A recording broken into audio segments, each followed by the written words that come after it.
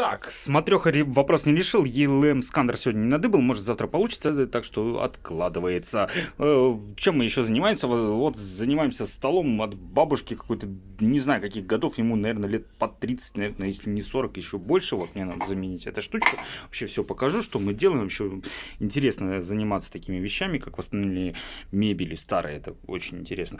Тесть одолжил Лобзик. Макита. Не знаю, насколько это Макита. Наклейка, ну, вроде с ребрышками. Хотя вот Макита моя оригиналка.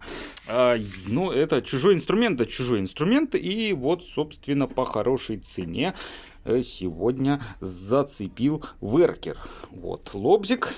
Уже поюзал, не юзал, в смысле подержал в руках, очень удобно вроде, на регулировка скорости, все эти переключения, все как надо, вроде 600 ватт у него там, все дела. Почему Веркер? Потому что он дешевый.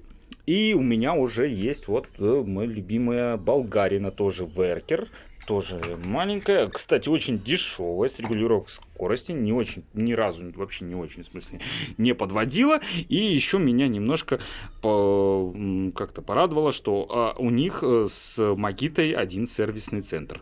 Не знаю, о чем это говорит, но это меня убедило.